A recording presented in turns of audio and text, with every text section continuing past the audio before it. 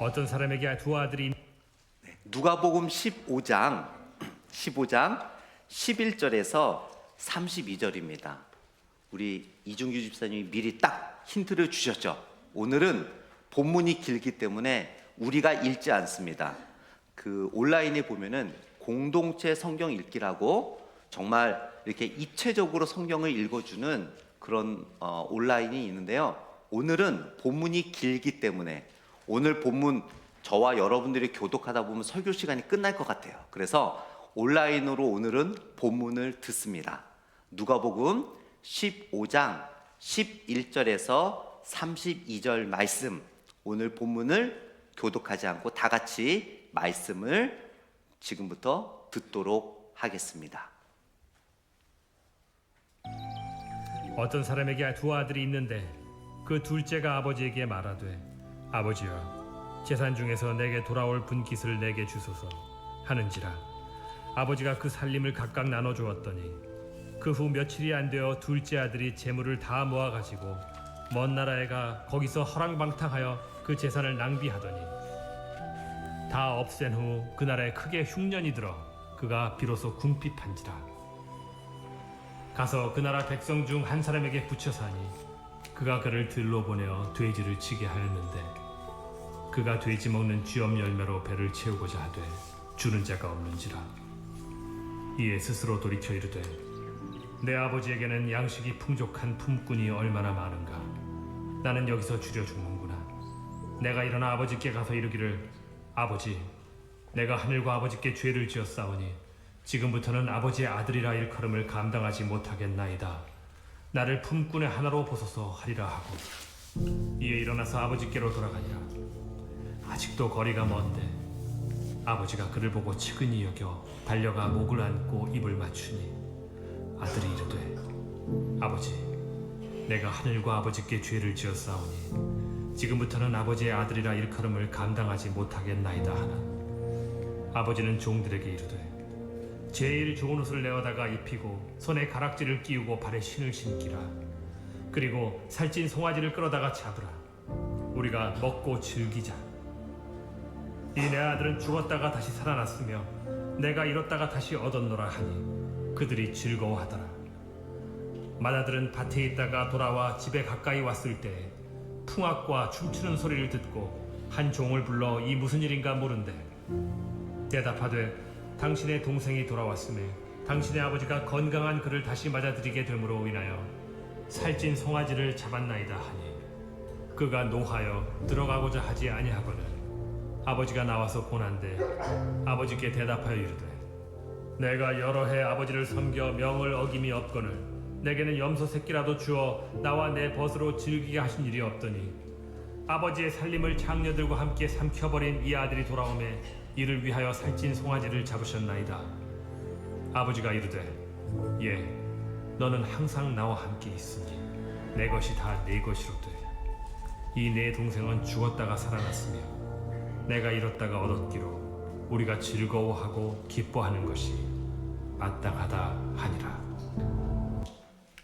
잠시 기도하겠습니다. 하나님 아버지 감사합니다. 오늘 우리가 소위 알고 있는 돌아온 탕자라는 이야기의 마지막 시간입니다.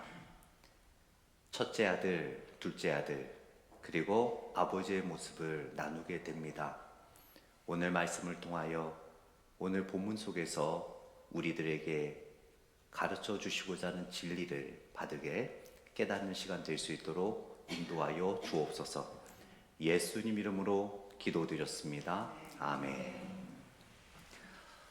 처음 시간에 말씀을 드렸듯이 이 돌아온 탕자의 이야기는 우리가 소위 돌아온 탕자라는 주제로 알고 있지만 사실은 예수님께서는 이 아버지 모습에서 나타나는 하나님의 사랑을 가르쳐 주기 위하여 이 이야기를 말씀하신 것입니다. 오늘 이야기의 가장 핵심적인 주제는 바로 오늘 이 시간에 전해드리는 아버지의 사랑에 대한 이야기입니다. 예수님은 하나님 아버지에 대한 사랑을 충분히 이해하고 잘 알고 있었습니다. 예수님도 고민이 있었겠죠. 예수님이 이해하시는 이 하나님의 사랑을 어떻게 이 바리새인들과 사두개인들에게 가르쳐 줄 것인가? 그리고 미래에 오늘처럼 예수님의 말씀을 듣고 배우는 우리들에게 어떻게 하나님의 사랑을 바르게 또 진실되게 또 실제적으로 느낄 수 있게 전할 수 있을까 많은 고민을 했었을 것입니다. 우리가 첫째 시간에서 우리는 둘째 아들, 집을 떠난 아들에 대해서 우리는 함께같이 말씀을 나눴죠. 아버지에게 분깃을 달라고 했던 그 아들은 아버지는 이제 돌아가신 분으로 여기겠습니다라는 엄청난 모욕과 죄를 아버지 앞에 지었습니다. 결국 그는 방탕한 생활을 하고 돼지의 쥐염 열매를 먹이면서 후회하게 되죠. 자신의 죄를. 그런데 문제는 여기서 성경은 우리들에게 가르쳐 줍니다. 우리는 후회하는 것으로 끝나서는 안 된다라는 거죠. 아들은 자신의 잘못을 후회한 것뿐만 아니라 어떻게 했습니까? 그 자리에서 일어나 아버지께로 나아갔습니다. 그것이 진정한 회개였다고 성경은 우리들에게 가르쳐주고 있죠. 여러분, 우리는 삶을 살아가면서 후회를 합니다. 그러나 여러분 기억하십시오. 우리가 돌아가지 않는, 돌이키지 않으며 단순히 죄만 고백하는 후회는 이 세상 사람들도 우리들보다 더 잘합니다. 성경이 우리들에게 가르쳐 주시고자 하는 바, 하나님이 우리에게 원하시는 바는 세상 사람들처럼 후회만 하는 것이 아니라 그 자리에서 일어나 하나님께로 나아가는, 다른 방향으로 나아가는 참된 회개를 원하신다는 것을 우리는 둘째 아들의 이야기를 통해서 우리는 첫 번째 시간에 나누었습니다. 지난주에 우리는 첫째 아들, 큰아들, 형님에 대한 이야기를 나누었죠. 그 형은 둘째 아들 못지않게 아버지 곁에 늘 있었습니다. 그러나 성경에 보게 되면 육체는 아버지 곁에 있었지만 이 큰아들은 집을 떠난 둘째 아들 못지않게 아버지에게 멀리 떠나 있던 사람이었습니다. 무엇 때문에요? 마음이 떠나 있었기 때문입니다. 첫째 아들의 문제는 무엇이었습니까? 자신이 그동안 아버지 곁에 있었고 아버지께서 시키신 일 다 했고 그런 것들이 자신의 신실함이 자신의 의였습니다. 자신의 도덕적, 윤리적, 종교적 완벽함이 자신의 의였습니다. 우리는 큰아들의 모습을 보며 우리의 신실한 종교적 생활이, 우리의 바른 도덕성이, 우리의 바른 윤리성에 우리가 의지한다면 결국 우리는 참된 신앙의 성숙에 들어갈 수 없음을 큰아들의 모습을 통해 우리는 보게 됩니다. 현대 많은 크리스찬들이 성숙해지지 못하는 이유, 예수님의 참된 제자로서 성숙해지지 못하는 이유, 교회가 영적으로 성숙해지지 못하는 이유, 바로 큰 아들처럼 지금까지 내가 열심히 신앙생활해 온 그것에 나의 의에 모든 것을 의지하고 신뢰하고 있었기 때문이라는 것을 큰아들의 모습을 통해 우리는 지난주에 말씀을 나눴습니다. 이렇게 둘째 아들, 큰아들, 그리고 이 시간에는 이 돌아온 탕자라는 주제하에 가장 핵심적인 이야기인 아버지의 사랑에 대해서 함께 말씀을 나누고자 합니다. 우리는 사랑할 수 있습니다. 그러나 우리의 사랑은 변합니다. 하나님의 사랑은 변하지 않습니다. 그것이 우리의 사랑과 다른 점입니다. 왜 그런 줄 아십니까? 우리는 사랑할 수 있지만 우리는 사랑 자체가 아니기 때문입니다. 그러나 하나님이 여러분을 향한 사랑이 변하지 않는 이유는 하나님은 God is love, 사랑 그 자체이기 때문입니다. 우리는 하나님의 사랑을 만분의 1도 이해하지 못합니다. 왜냐하면 우리는 사랑 자체가 될 수 없기 때문입니다. 그저 우리가 사랑할 수 있는 그 능력 안에서 하나님의 사랑을 이해하다 보니까 우리는 하나님의 그 크신 사랑을, 그 넓은 사랑을, 그 깊은 사랑을 우리의 작은 사랑에 비교해서 바라보다 보니까 하나님의 사랑을 우리는 참되게 느끼지 못할 때가 많이 있습니다. 오늘 본문은 어쩌면 신약 성경의 정수라고 할 수 있습니다. 하나님의 사랑에 대해서, 하나님이 여러분을 어떻게 사랑하시며 하나님이 여러분을 사랑하시는 그 사랑의 본질이 무엇인가를 오늘 아버지의 모습을 통해서 우리들에게 가르쳐주고 있습니다. 오늘 본문 속에서 하나님이 여러분을, 저를 어떻게 사랑하시는지, 그 사랑이 무엇인지를 세 가지를 말하고 있는데요, 오늘 본문을 통해서 아버지의 사랑이라는 제목으로 하나님의 사랑에 대해서 함께 같이 나누고자 합니다. 첫 번째로, 하나님의 사랑은 우리의 수치를 덮으시는 사랑입니다. 오늘 본문 20절 말씀을 한번 보겠습니다. 20절 말씀 같이 읽어보겠습니다. 이에 일어나 아버지께로 돌아가니라. 그를 보고 축인이 여겨 달려가 목을 안고 입을 맞추니. 성경에는 자세하게 설명하진 않지만 우리가 오늘 본문을 이해하기 위해서 꼭 알아야 될 이 당시에 늘 행해지던 문화를 우리는 알아볼 필요가 있습니다. 이 당시에 케차차라는 문화가 있었습니다. 케차차라는 이 예수님이 이야기를 할 당시에 그때 문화가 무엇이냐면요, 유대인들만의 고유한 풍습이었습니다. 이 케차차라는 풍습은 뭐냐면 자신의 그 민족, 유대인 사람들 중에 절대 거래를 해서는 안 되는 이방인들에게 어떤 물건을 거래를 한다든지 어떤 물질을, 유대인의 돈을 그 이방인에 가서 사용한다든지 했을 경우 이 유대인의 케차차라는 이런 문화는요, 큰 항아리에다가 마른 옥수수와 마른 견과류를 담습니다. 그리고 그 사람이 살던 집 앞이나 그 사람이 있는 곳에 그 항아리를 깨트립니다. 그리고 동네 아이들을 다 모아서 그 상황 속에서 그 사람을 비난합니다. 이 사람이 유대인의 물질을 이방인과 나눈 사람입니다. 예를 들자면 우리나라의 문화로 그런 거 있었죠. 얼레꼴라리 얼레꼴라리 누구누구는 뭐뭐 하더래. 이것을 공식적으로 하는 행사가 케차차였습니다. 오늘 본문에 자세히 소개는 하진 않지만 오늘 예수님의 이 탕자의 이야기를 들었던 사람들, 그리고 예수님에게 직접 이 이야기를 듣는 사람들은 이 이야기를 들으면서 가장 먼저 케차차의 문화를 떠올릴 수밖에 없었습니다. 이 아들도 그 문화를 너무나 잘 알고 있었기 때문에 이 아들이 쉽게, 둘째 아들이 쉽게 방탕한 생활을 마치고 집으로 돌아갈 수 없었던 이유는 바로 케차차의 문화 때문이었습니다. 그가 돌아갈 경우 그가 아버지의 분깃을 받아 이방 나라에 가서 다 사용하지 않았습니까? 유대 민족에게는 있을 수 없는 일을 저지른 거예요. 아버지에게만 저지른 것이 아니라 유대 민족 전체에 모욕감을 준 것이 바로 둘째 아들이었습니다.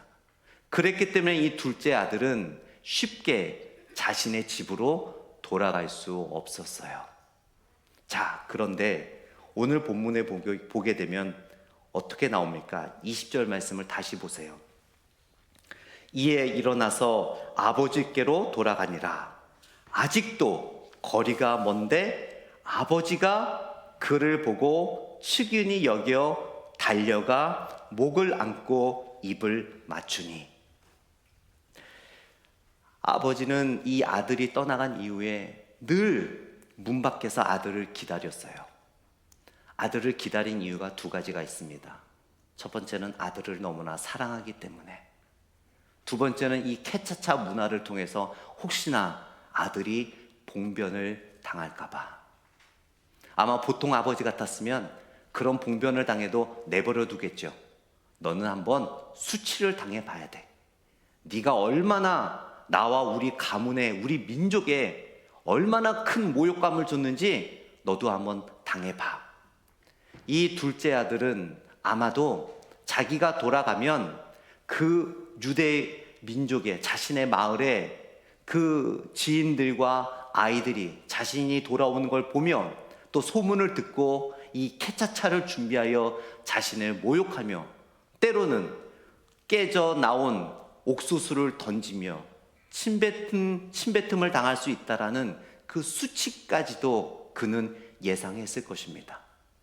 아버지를 향한 발걸음이 무거웠던 이유가 바로 자신에 대한 걱정이었어요. 내가 그러한 문화를 잘 견딜 수 있을까? 내가 어느 정도까지 그 수치를 견딜 수 있을까? 내가 전에 봤을 때는 정말 모욕적인 수치를 당해야 되는데 내가 다시 아버지의 품을 떠나면 안 되는데 견딜 수 있을까? 온통 그 걱정으로 아버지를 향해 걸어갑니다. 그런데 저 멀리서 아버지가 아들을 보자마자 달려오지요. 아버지가 달려온 이유가 있습니다. 첫 번째는 사랑이라고 말씀을 드렸죠. 두 번째는 마을 사람들이 아들에게 캐차차라는 문화를 행사하며 우리 아들을 모욕하고 아들에게 수치를 줄까봐 아버지가 가서 먼저 안아주는 거예요. 사람들에게 보여주는 거예요. 이 아들은 제 아들입니다. 여러분 용서해 주세요. 비록 제 아들이 저와 우리 가문과 우리 민족에 눈물 흘릴 만큼 치욕을 안겨주지만 이 아들은 내가 버릴 수 없는 아들입니다. 여러분, 제가 이 아들을 이렇게 품으니 여러분도 용서해 주시고 제 아들을 품어 주세요. 아버지는 아들이 받아야 될 수치를 아버지가 나아가서 먼저 받은 거예요. 물론 아버지의 모습을 보며 그 아들을 용서하는 사람도 있었겠지만 아마 그 아들이 받아야 될 손가락질, 그 아들이 받아야 될 수치를 아버지에게 돌리는 사람들도 분명히 있었을 것입니다. 어떻게 저럴 수가 있어? 어떻게 저런 아들을 다시 받아줄 수가 있어? 어떻게 저런 마음을 줄 수가 있어? 저렇게 우리의 가문과 민족과 유대민족 전체에 모욕감을 준 아이를 저렇게 받아줄 수 있어? 저 사람도 영 안 되겠는걸? 그동안 좋게 봤는데 그 모든 수치와 모욕을 아버지가 다 감내하는 것이었습니다. 이것을 예수님은 하나님의 사랑을 우리들에게 가르쳐 주시는 거예요. 우리는 여기서 단지 이 본문에 나오는 아버지의 사랑으로 끝나서는 안 됩니다. 성경은 그걸 말하는 게 아니에요. 예수님이 이 이야기를 하는 이유는 바로 이 모든 모욕과 수치를 감당하시며 죄인인 나를 안아주시는 하나님의 사랑을 우리들에게 가르쳐 주기 위하여 이 아버지의 이야기를 하고 있음을 우리는 기억해야 될 줄 믿습니다. 성경에 보게 되면 하나님께서 독생자 예수 그리스도를 내어 주심으로 자신의 사랑을 확증했다라고 이야기합니다. 바로 예수님이 하나님이요 하나님이 예수님이기 때문입니다. 예수님은 저와 여러분이 받아야 될 채찍을 대신 맞으셨습니다. 예수님은 우리가 받아야 될 침을 대신 맞으셨습니다. 예수님은 우리가 받아야 될 손찌검을 대신 맞으셨습니다. 예수님은 우리가 지어야 할 십자가를 대신 지셨습니다. 예수님은 우리가 죽어야 할 십자가에서 우리를 대신하여 돌아가신 것입니다. 이 모든 수치를 하나님께서 우리를 위하여 다 받아주셨음을 오늘 본문은 우리들에게 이야기하고 있음을 보게 됩니다. 이 아들은 사실은 돌아오면서 반신반의 했어요. 아버지가 나를 받아줄 수 있을까? 그리고 이 아들은 어떻게 생각했어요? 품꾼으로 일할 것으로 생각했잖아요.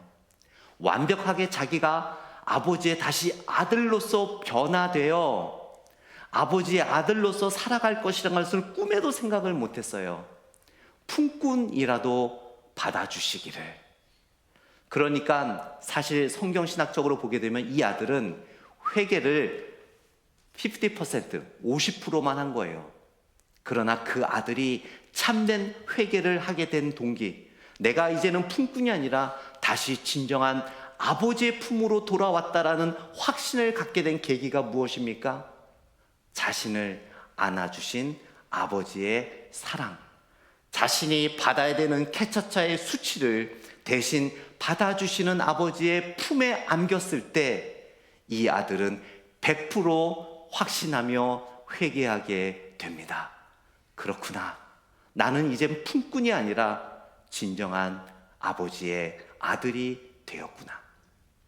여러분, 우리가 교회를 나오고 열심히 신앙생활 하는 것, 그것은 우리의 참다운 신앙 성숙에 힘을 반밖에 보태주지 못합니다. 우리가 참된 신앙을 성숙하기 위해서 늘 우리가 깨달아야 될 것이 있어요. 바로 하나님의 사랑입니다. 나의 모든 수치를 나 대신 감당하신 하나님의 사랑을 우리가 깨달을 때 이 아들처럼 100% 하나님 앞에 헌신할 수 있는 거예요. 100% 하나님의 아들로서 우리는 살아갈 수 있는 것입니다. 첫째 아들처럼 모태 신앙이 나의 의가 되고 예배 출석하는 것이 나의 의가 되고 그동안 교회에 헌신하고 봉사했던 것이 나의 의가 되면 우리는 여전히 큰 아들처럼 하나님과 멀리 떨어질 수밖에 없습니다. 그러나 둘째 아들처럼 우리가 과거에 어떻게 살았든 어떤 죄를 지었든 지금 내가 어떤 모습의 연약한 모습으로 살아가든 하나님의 사랑을 내가 인정하고 받아들이며 하나님의 품에 안길 때 우리는 그제서야 성숙한 신앙으로 성숙할 수 있는, 자랄 수 있는 자리에 들어가게 됨을 성경은 우리들에게 가르쳐 주고 있습니다. 하나님의 수치를 덮는 사랑을 우리가 경험했다면 끝나서는 안 되겠죠. 우리도 그러한 사랑의 삶을 살아가라고 오늘 우리들에게 가르쳐 주시는 거예요.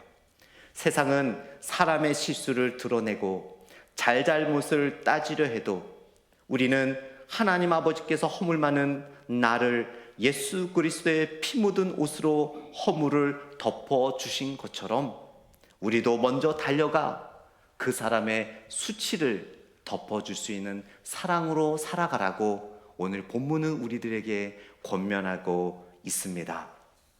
두 번째로 오늘 본문을 통해 우리가 기억해야 될 하나님의 사랑은, 하나님은 우리에게 늘 가장 좋은 것을 주시는 분이십니다. 가장 좋은 것을 주시는 사랑. 오늘 본문 22절 말씀을 한번 다시 보겠습니다.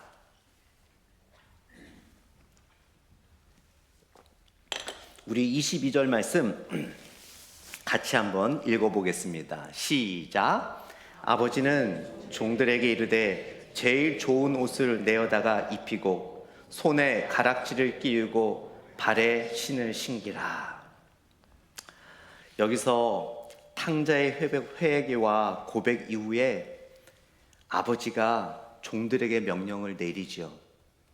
제일 좋은 옷을 입혀라.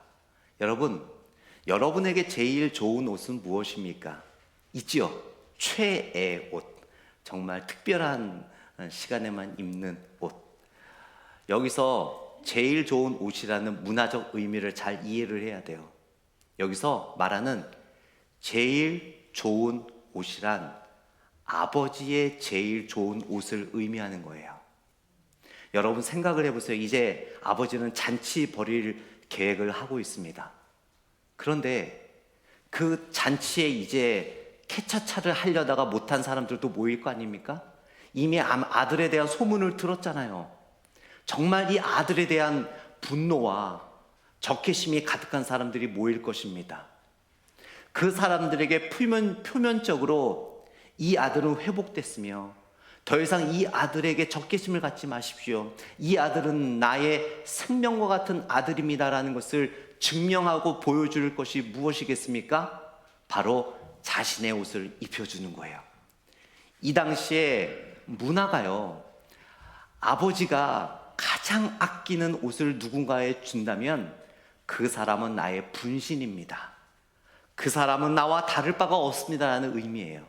그래서 여기서 말하는 제일 좋은 옷이란 아들이 전에 입던 옷 중에 제일 좋은 옷이 아니에요. 가서 얘들아, 종들에게 내 옷 알지? 내가 가장 아끼고 내가 가장 소중하게 여기는 옷 알지? 예, 압니다. 그것을 이 아들에게 입혀라. 그러므로 인해서 아버지는 잔치에 모이는 사람들에게 다시 한번 보여주는 거예요. 여러분, 더 이상 이 아들을 미워하지 마십시오. 더 이상 이 아들은 이방인에 속하는 아들이 아닙니다.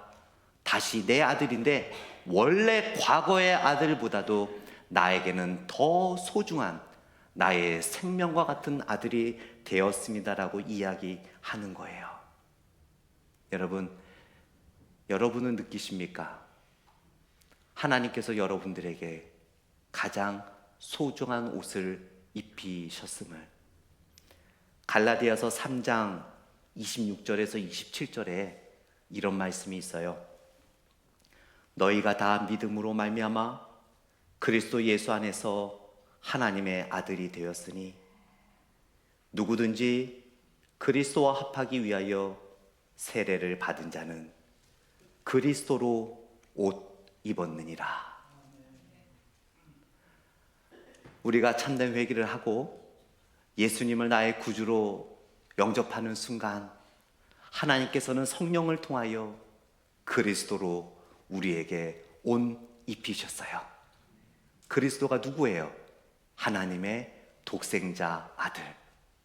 성경은 예수님이 하나님이며 하나님이 예수님이라고 이야기합니다. 그렇다고 우리가 하나님이 된 것은 아니에요. 그러나 그만큼 우리가 예수님을 나의 구주로 고백하는 순간 하나님은 독생자 예수 그리스도의 그 십자가에 피 묻은 옷으로 여러분을 입히시며 여러분이 과거에 어떤 나쁜 사람이었던, 얼마나 교만한 사람이었던, 어떤 죄를 짓고 있던 그리스도의 십자가에 피 묻은 옷으로 여러분을 입혀주시면서 괜찮아. 이제는 너는 내 사랑하는 딸이야. 이제 너는 내 사랑하는 아들이야 라고 여러분에게 그 그리스도의 십자가의 옷을 입혀주셨음을 믿으시기 바랍니다. 마지막 세 번째로 오늘 본문을 통해서 우리에게 베풀어 주신 하나님의 사랑은 생명을 나누어 준 사랑이라는 것을 가르쳐 주고 있어요. 오늘 본문 12절 말씀을 한번 보겠습니다. 12절 말씀. 12절 말씀 아주 중요한 말씀입니다. 같이 읽어볼게요. 시작. 그 둘째가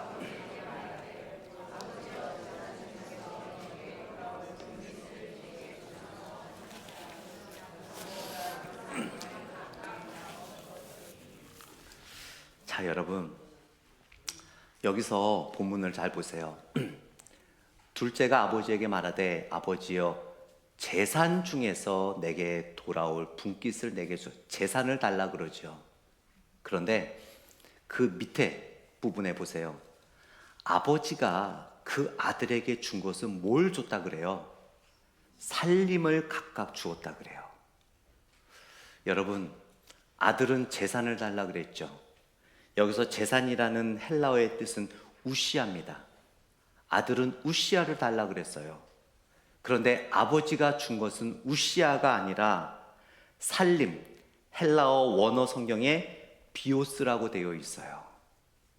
다시 한번 여러분, 아들은 재산, 물질, 우시아를 달라고 했습니다.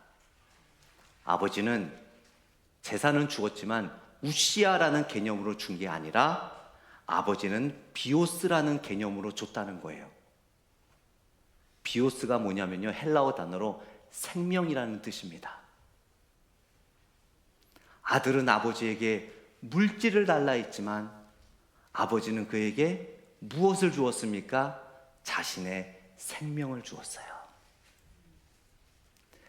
하나님은 여러분을 구원하기 위하여, 저를 구원하기 위하여 자신의 생명을 주었습니다. 예수 그리스도를 우리를 구원하기 위하여 주셨다라는 거죠. 이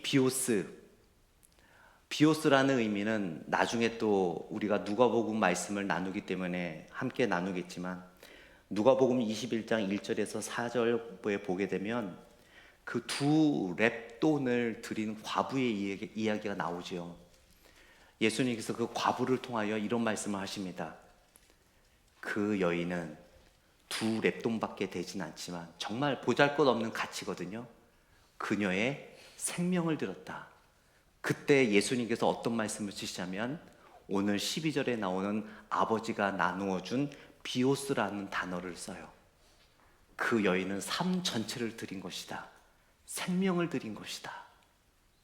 여러분, 이것이 아버지의 사랑입니다.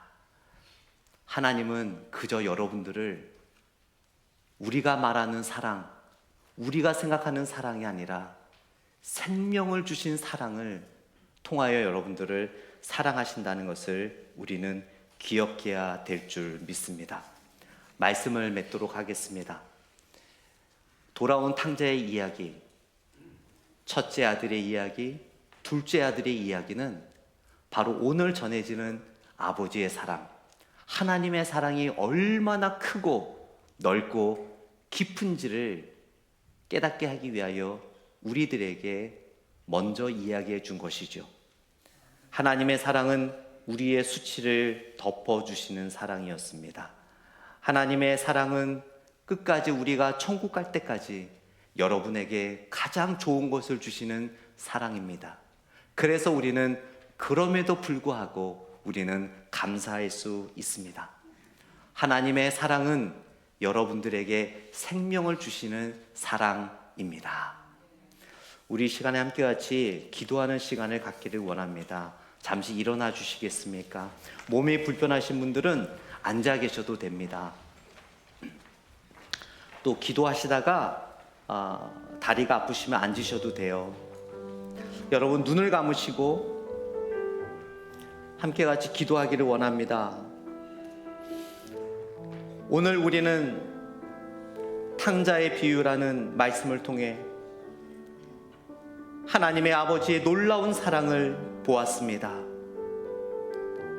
아직도 거리가 먼데 우리를 향해 달려오시는 하나님 아버지, 우리의 수치를 덮기 위해 먼저 수치를 감수하시는 하나님 아버지, 가장 좋은 옷을 주시며 당신의 생명까지도 아낌없이 내어주신 하나님 아버지, 이 시간 이 사랑을 받으시기 바랍니다.